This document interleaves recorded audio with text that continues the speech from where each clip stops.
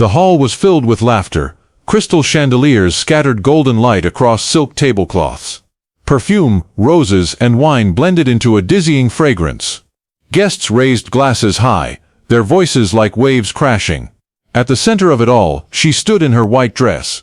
Her smile was bright, but her eyes widened when they found me. I stepped through the doorway slowly, each footfall echoing like a drumbeat. Silence spread in ripples. Forks stopped mid-air. Even the violinist lowered his bow. She froze, the bouquet trembling in her hands.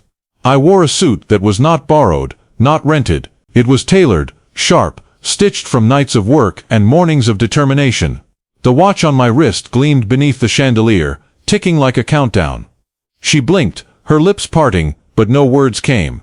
I remembered the day she left me. The rain had soaked my thin jacket, but her words had stung deeper. "You have nothing," she had said, her voice sharp as broken glass.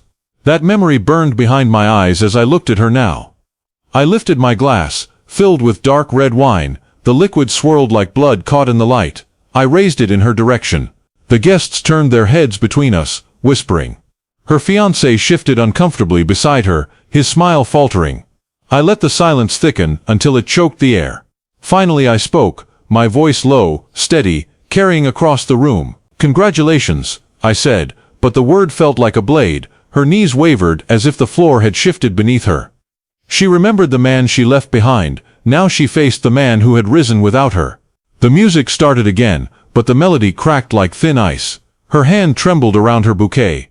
She forced a smile, but her eyes betrayed her fear.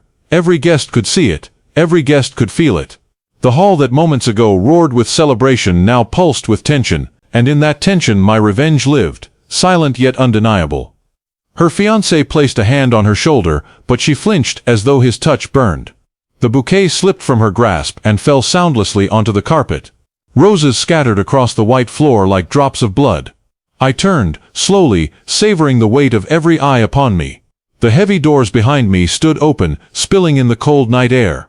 I walked toward them, my footsteps steady, deliberate, final. No one spoke. No one dared to stop me. At the threshold, I paused and glanced back. She was trembling, her perfect wedding trembling with her. The chandelier still shone, but the golden light no longer felt warm. It felt sharp, cold, merciless. I held her gaze for a heartbeat, then let it go, and with that, I left her to the silence she created. My revenge was not in words, it was in the life I had built, the man I had become, and the emptiness now carved inside her heart. The night swallowed me whole, but I did not fear the darkness, because I carried my own light, and she could never take it from me again.